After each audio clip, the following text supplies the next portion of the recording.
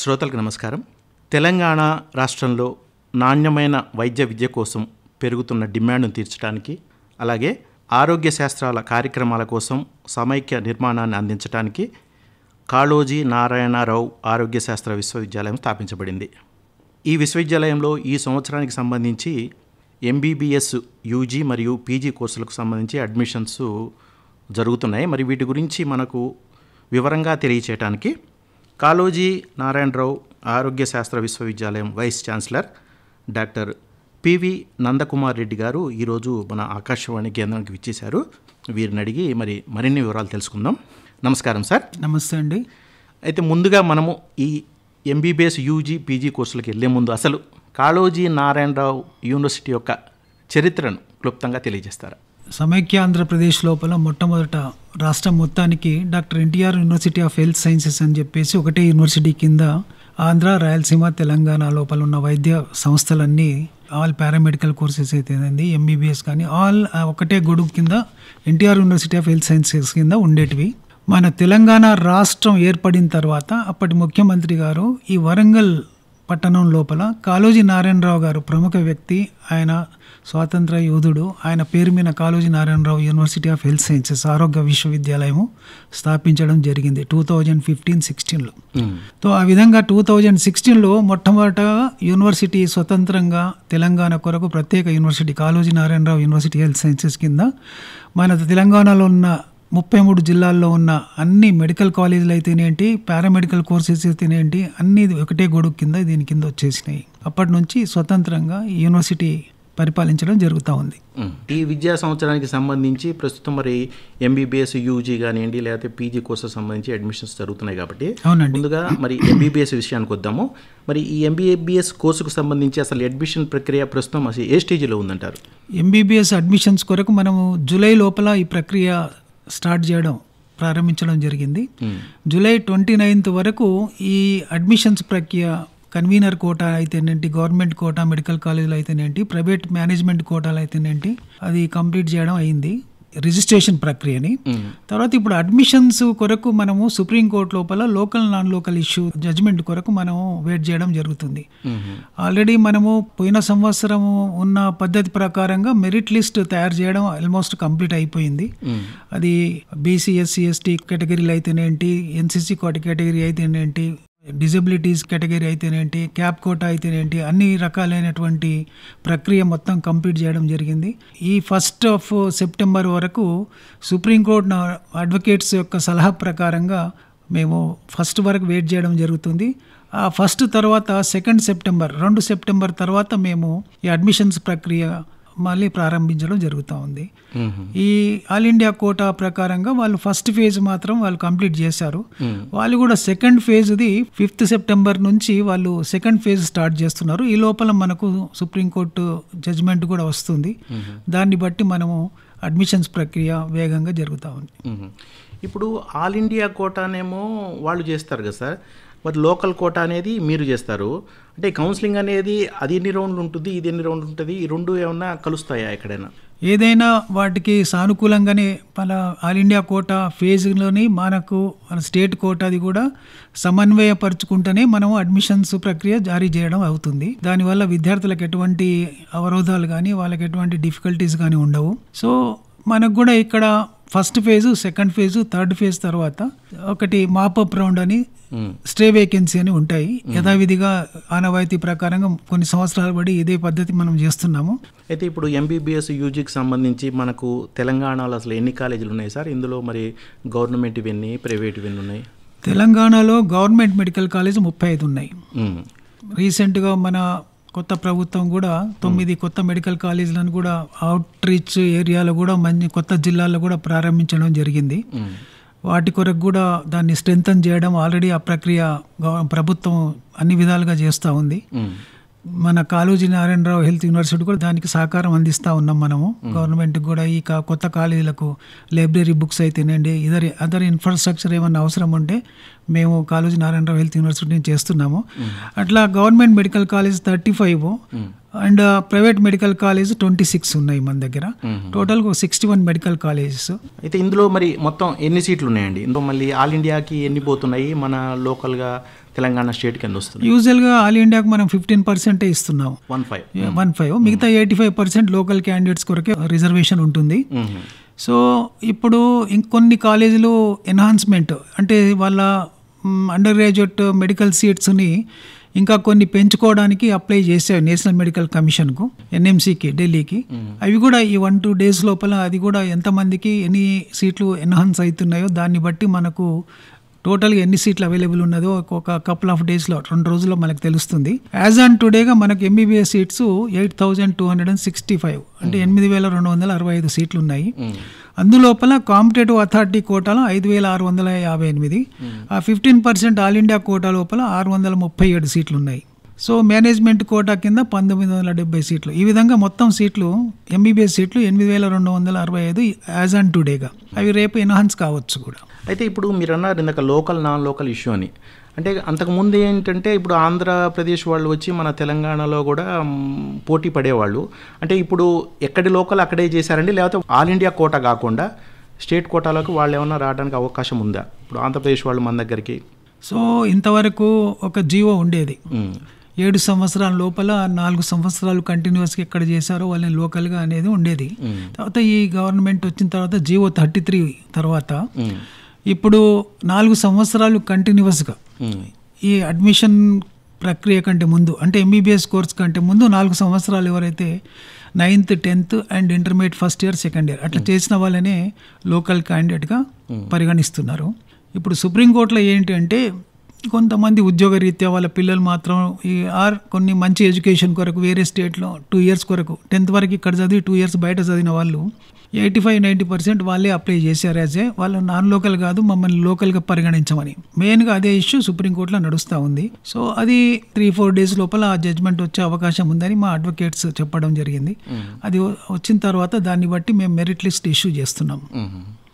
అయితే ఫీజులు విషయం చూసుకుంటే గత సంవత్సరానికి ఈ సంవత్సరానికి అంటే ఎంబీబీఎస్లో ఏమన్నా తేడా ఉందండి, లేదా అదే కొనసాగుతుంది? సేమ్ అదే ఫీజులు ఉంటాయి ఇప్పటి వరకు కూడా. ఏ కేటగిరీ, బి కేటగిరీ, సి కేటగిరీకి ప్రైవేట్ కాలేజీలో. గవర్నమెంట్ కాలేజీలో ప్రతి ఒక్కరికి 10,000 రూపీసే ఉంటుంది. ప్రైవేట్ కాలేజీలో మాత్రం యథావిధిగా లాస్ట్ ఇయర్ ఎట్లా ఉన్నాయో అదే విధంగా ఉంది. సరే, మరి ఇటీవలే మనకు నీట్ పీజీ రిజల్ట్స్ కూడా వచ్చినాయి. మరి దానికి సంబంధించి మరి అసలు కౌన్సిలింగ్ అనేది ఎప్పుడు ప్రారంభమవుతుంది, అసలు దాని షెడ్యూల్ ఎట్లుంటుంది, అందులో మరి ఎన్ని రౌండ్లు ఉంటాయి, ఎట్లా దాని గురించి కొంచెం వివరిస్తారా? నీట్ పీజీలో కూడా ఇదే first phase, second phase, third phase ఉంటాయి. దాంట్లో కూడా స్టే వేకెన్సీ ఉంటుంది. కాకపోతే నేను ఈరోజు సమాచారం నాకు ఢిల్లీ నుంచి అందిన సమాచారాన్ని బట్టి ఈ 14-15వ తారీఖు తర్వాత పీజీ ప్రక్రియలు ఆల్ ఇండియా కోటవి స్టార్ట్ అవుతున్నాయి. దాన్ని బట్టి మనం కూడా దానికి అనుగుణంగా పీజీది కూడా మనం స్టార్ట్ చేస్తూ ఉంటాము. అంటే ఇప్పుడు మీరు లోకల్ ర్యాంకు తీస్తారండి, అది ఆల్ ఇండియా నడుస్తున్నప్పుడే దీన్ని రిలీజ్ చేస్తారా, లేకపోతే ఎట్లా? అది ఆల్ ఇండియా అనౌన్స్ తర్వాత వెంబడే మేము అనౌన్స్ చేయడం జరుగుతుంది. ఇందులో 50% లోకల్, 50% ఆల్ ఇండియా కోటా ఉంటాయి పోస్ట్ గ్రాడ్యుయేషన్ లోపల. సో దీన్ని కూడా ఎంతమంది అప్లై చేయడము, దానికి మళ్ళీ నోటిఫికేషన్ జారీ చేయడం అనేది జరుగుతూ ఉంది. అయితే ఇప్పుడు రౌండ్లలో పాల్గొనేటప్పుడు మరి ప్రక్రియ ఎలా ఉంటుందంటారు? అంటే యూజువల్గా ఈ స్టూడెంట్స్ ఎవరైతే అప్లై చేస్తుంటారో పోస్ట్ గ్రాడ్యుయేషన్స్కు ముందే వాళ్ళు ఒక మైండ్ సెట్ అంటే వాళ్ళు ఒక నిర్ణయం తీసుకోవాలి, ఏ సబ్జెక్ట్స్ నాకు ఇంట్రెస్ట్ అనేది, ఏ కాలేజీలో ఏ స్టేట్ లోపల ఏ కాలేజ్ అనేది కూడా వాళ్ళు ఇంట్రెస్ట్ తీసుకోవాలి.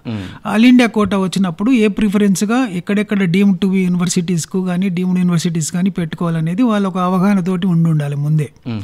ఆ తర్వాత స్టేట్లో కూడా లాస్ట్ ఇయర్ ఏ ర్యాంకులు ఇంచుమించు అవే ర్యాంకులు ఇప్పటికి కూడా, అప్పుడు కూడా 18,000 మంది అప్లై చేశారు ఎంబీబీఎస్ స్టూడెంట్స్ది. ఇప్పుడు కూడా పోస్ట్ గ్రాడ్యుయేట్స్ కూడా ఏ ర్యాంకులు లాస్ట్ ఇయర్కి వచ్చినవి, ఏ కాలేజీలో ఏ ర్యాంక్ వరకు వచ్చినాయి అనేది అంతే కొంత రఫ్ ఐడియా వాళ్ళకి వస్తుంది. దాన్ని బట్టి వాళ్ళు ఒక అవగాహనతోటి వాళ్ళ పోస్ట్ గ్రాడ్యుయేషన్లో వాళ్ళ ప్రిఫరెన్స్ ఆఫ్ చాయిస్ ఎట్లా ఉండాలనేది ముందే నిర్ణయించుకొని ఆన్లైన్లో వాళ్ళు పెట్టడం జరుగుతుంది. వాళ్ళు అనుకున్న అడ్మిషన్ దొరికితే వాళ్ళు జాయిన్ కావడం బెటరు. సెకండ్ రౌండ్లో ఇంకా బెటర్ ఛాన్స్ ఉంటే వాళ్ళు అప్గ్రేడ్ కావచ్చు, ఇంకా వాళ్ళు ఇంకా పైకి వెళ్ళొచ్చు. ఒకసారి వచ్చినప్పుడు జాయిన్ కావాలి తప్పకుండా. వాళ్ళు జాయిన్ కాకపోతే వాళ్ళకి నెక్స్ట్ ఛాన్స్ ఉండదు. సో అది జాగ్రత్తగా వాళ్ళు ఒక సీట్ వచ్చిన తర్వాత మీరు ఫీజు కట్టి జాయిన్ కండి. తర్వాత మళ్ళీ మీకు ఆప్షన్ ఉంటుంది, నెక్స్ట్ ఫేజ్, థర్డ్ ఫేజ్ కూడా ఉంటుంది, స్టే వేకెన్సీ వరకు ఉంటుంది. సో మీరు ఏ సీటు మీరు ఆప్షనల్గా పెట్టారో దాంట్లో జాయిన్ కావడం ఉత్తమం. తర్వాత అప్గ్రేడ్ కావచ్చు మీరు. ఇప్పుడు ఈ రౌండ్లో సెలెక్షన్ చేసేటప్పుడు అంటే ఎన్ని ఆప్షన్స్ అన్నా సెలెక్షన్ చేసుకోవచ్చు అండి, లేకపోతే లిమిటెడ్గా 10? లేదు, ఎన్నన్నా చేసుకోవచ్చు. వాళ్ళు మొత్తం కాలేజీలు కంట్రీలో ఉన్నవన్నీ కూడా చేసుకోవచ్చు. సో అది వాళ్ళ చాయిస్. అయితే ఇప్పుడు ఫస్ట్ రౌండ్లో సపోజ్ అతను ఒక లోకల్ క్యాండిడేట్ ఉన్నాడు అనుకుందాం. ఇక్కడ లోకల్లో అతనికి సీట్ రావాలి, ముందు ఆల్ ఇండియా కోటాలో అప్లై చేశాడు, అతనికి ఫస్ట్లో ఎక్కడో ఒక సీట్ వచ్చింది, అతను అనుకున్న బ్రాంచ్ వచ్చింది, చేరిపోతాడు. చేరిపోయిన తర్వాత సపోజ్ మళ్ళీ లోకల్గా పెట్టినప్పుడు అతను అనుకున్న సీటు మనకి లోకల్గా వచ్చినప్పుడు అక్కడి నుంచి ఇక్కడికి అంటే స్లైడింగ్ అనేది లేదు. ఆల్ ఇండియా కోట అది వేరు, స్టేట్ కోట వేరు. అక్కడ వచ్చిన సీటు ఆయన అక్కడ వదులుకొని ఇక్కడికి రావచ్చు, ఇక్కడ కూడా ఆప్షన్ పెట్టొచ్చు. ఆ ఫీజులు అవి వాళ్ళు ఏదైతే డిపాజిట్లు ఉన్నాయో 2 lakhs ఏదో డిపాజిట్ పెడతారు ఆల్ ఇండియా కోటాలో, కొంత ఆప్షన్లు ఉన్న వాళ్ళు, అది వాపస్ వస్తుంది వాళ్ళకు. సో వాళ్ళు స్టేట్ కోటా వేరు, ఆల్ ఇండియా కోటా వేరు. అక్కడ దొరికిన సీటు దొరికినా కానీ వాళ్ళు ఇక్కడ ఆప్షన్ పెట్టుకోవచ్చు. అంటే నేను అనేది ఇప్పుడు అంటే బాండ్ ఫీజు కట్టించుకోవటము లేదా లాస్ ఏమన్నా ఇన్ని లక్షలు కట్టడం అట్లాంటి ఏమన్నా ఆ కాలేజ్ వదులుకుంటే ఏమన్నా ఉందా? అట్లా ఉండదు. యూజువల్గా ఆల్ ఇండియా కోటాలో కొంతవరకు అమౌంట్ ఉంటుంది వాళ్ళది. అక్కడ జాయిన్ అయిన తర్వాత 1 lakh 2 lakhs అట్లా కొంతవరకు 5 lakhs వరకు ఉంటుంది. కొన్ని కాలేజీలను బట్టి ఆ ఫీజు ఉంటుంది. గవర్నమెంట్ కాలేజీలో ఉండదు అంతా. Private college deem to be universities అన్ని దాంట్లోనే ఇప్పుడు యూజువల్గా ప్రైవేట్ కాలేజీలోనే చేస్తారు. డీమ్ టు బి యూనివర్సిటీ అంటే వాటికే పోతారు వీళ్ళు. అయితే ఇప్పుడు ఎవరైనా క్యాండిడేట్ కనుక మనకి లోకల్గా ఉన్నా కూడా ఆల్ ఇండియాలో వస్తే గవర్నమెంట్ సీటు తీసుకోవచ్చు. తర్వాత మనకి లోకల్గా కనుక మనకి ఏదైనా వచ్చినప్పుడు స్లైడింగ్ ప్రక్రియ ద్వారా రావచ్చు అతను. అవును. అయితే ఇప్పుడు మరి మీరు ఇందాక అన్నారు కొత్తగా గవర్నమెంట్ కాలేజీలు పెట్టారు, మరి గత సంవత్సరం పెట్టారు, అంతకుముందు కూడా పెట్టినట్టున్నారు. అంటే పీజీ సీట్లు అందులో ఏమన్నా అందుబాటులోకి ఉన్నాయా? అంటే గత సంవత్సరాన్ని పోల్చుకుంటే ఈ సంవత్సరం ఏమైనా పీజీ సీట్లు పెరిగే అవకాశం ఉందా? ఈ సంవత్సరము గవర్నమెంట్ కాలేజ్ ఎస్టాబ్లిష్ అయిన వాళ్ళు ఇంకా పీజీ సీట్లకు పెట్టుకోలేదు. బట్ కొత్త జీవో ఒకటి నేషనల్ మెడికల్ కమిషన్ ద్వారా వచ్చింది. కొత్తగా స్టార్ట్ అయిన వాళ్ళు కూడా వెంబడే పీజీ సీట్లు అంటే ఎంబీబీఎస్తో పాటు పీజీ సీట్లు ఇంతకుముందు 3 years తర్వాత పెట్టుకునే అవకాశం ఉండేది. ఇప్పుడు వాళ్ళు కాలేజీలు స్టార్టింగ్లోనే ఎంబీబీఎస్తో పాటు పీజీ సీట్లు పెట్టుకునే వెసులుబాటు వాళ్ళు ఇచ్చారు.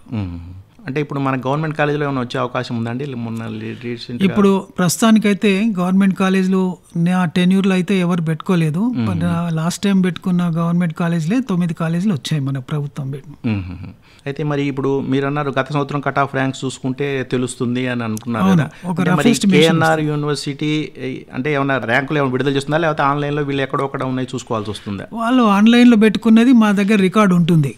లాస్ట్ ర్యాంకు ఏ సబ్జెక్టుకు ఎంత వచ్చింది అనేది రికార్డు మా దగ్గర ఉంటుంది.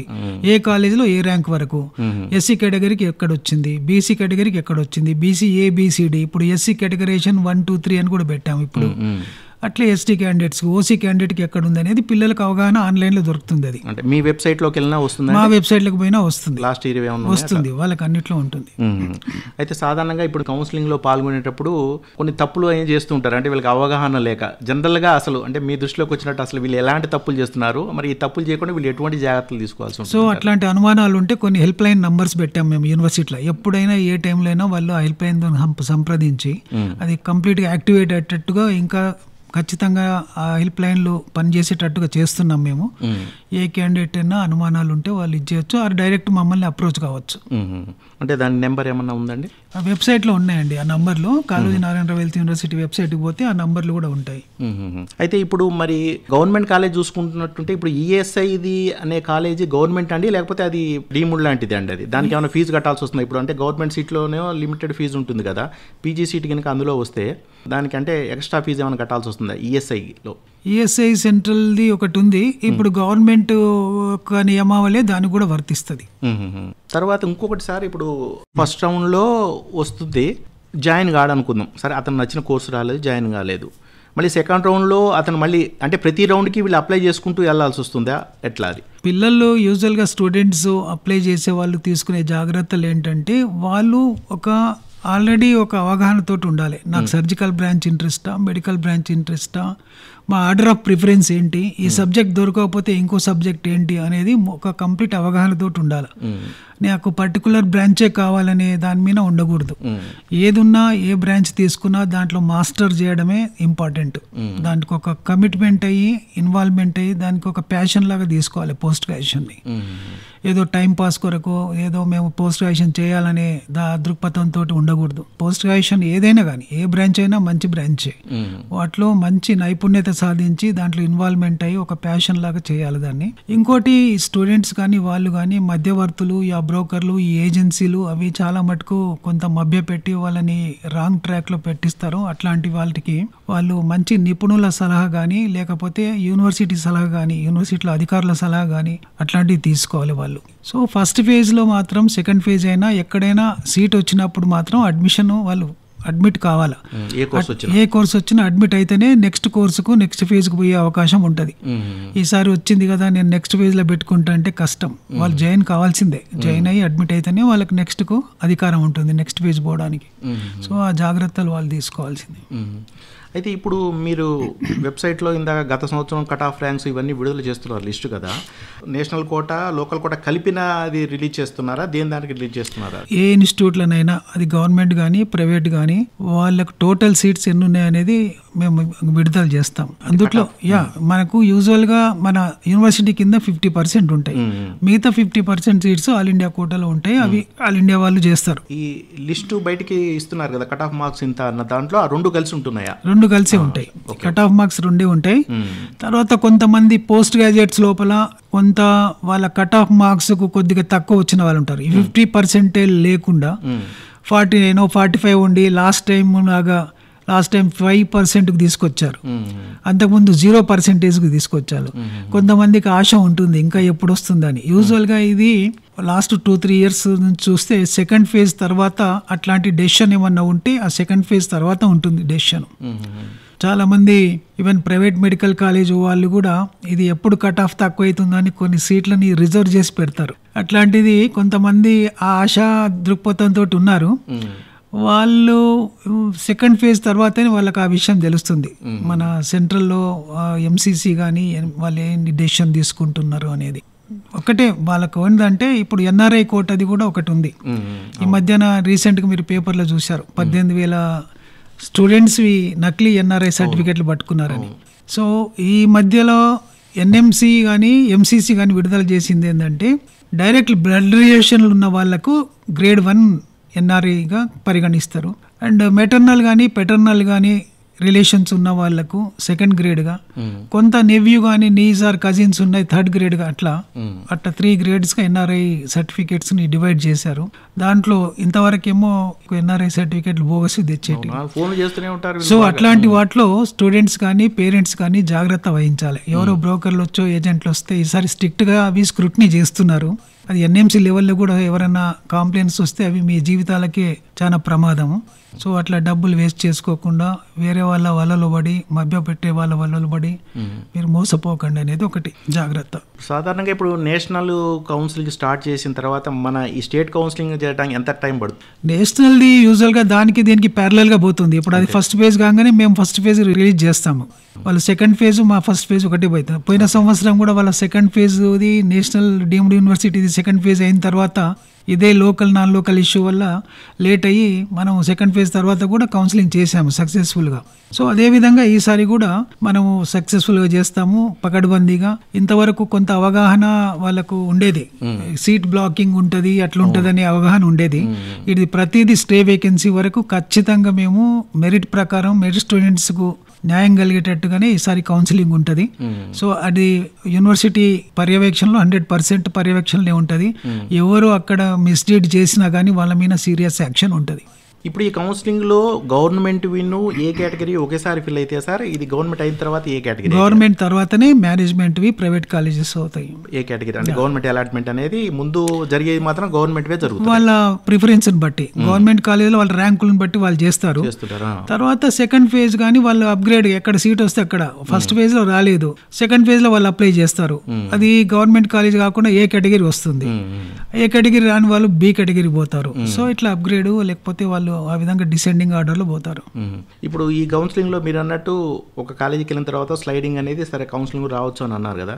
గవర్నమెంట్ కాలేజీ అయితే సరే ఇక్కడ గవర్నమెంట్ కాలేజీ వచ్చినప్పుడు ఓకే సరిపోతుంది. అదే ప్రైవేట్ కాలేజీలో చేరాడు అనుకుందాం, అతనికి ఇక్కడ గవర్నమెంట్ కాలేజీ వచ్చినప్పుడు అక్కడ మళ్ళీ ఏమైనా బాండ్ ఫీజు అట్లాంటివి ఏముండదు, కంప్లీట్గా ట్రాన్స్ఫర్ చేస్తాము. అట్లాంటి ఎవరన్నా వాళ్ళని ఏ విధమైన ఇబ్బంది పెడితే ప్రైవేట్ కాలేజీలో ఇమీడియట్గా వాళ్ళ మీద యాక్షన్ ఉంటుంది యూనివర్సిటీ తరఫు నుంచి. సో మీరు అన్న ప్రశ్న అది సబబే. యూజువల్గా కొన్ని కాలేజీలు ఆ విధంగా చేసింది దృష్టికి లాస్ట్ ఇయర్ కొన్ని వచ్చిన సందర్భాల్లో ఏ విధమైనటువంటి ఫీజులు తీసుకోకుండా దే హ్యావ్ టు ట్రాన్స్ఫర్ వాళ్ళ ఒరిజినల్ సర్టిఫికేట్స్ కానీ ఎట్లా ఉన్న ఫలంగా వాళ్ళు గవర్నమెంట్కి ఇవ్వాల్సిందే కాలేజ్కు. చాలా సంతోషం సార్. మరి మీ యొక్క అమూల్యమైన సమయాన్ని ఇచ్చేసి మా ఆకాశవాణి కేంద్రానికి ఇచ్చేసి మరి శ్రోతలకి ఇటు ఎంబీబీఎస్ యూజీకి సంబంధించి అలాగే పీజీకి సంబంధించిన అనేక విషయాలు మాకు తెలియజేశారు. మరి అందరూ కూడా విని మీరు చెప్పినట్టుగా ఆ జాగ్రత్తలు పాటించి కోర్సు వస్తేనే ఆ కోర్సు చేయటము, లేదంటే ఇంకా వేరే కోర్సులో అయినా కూడా చేరి భవిష్యత్తుని మరింత మెరుగుపరుచుకునే విధంగా ఉంటారని ఆశిద్దాం. నమస్కారం. నమస్తే అండి.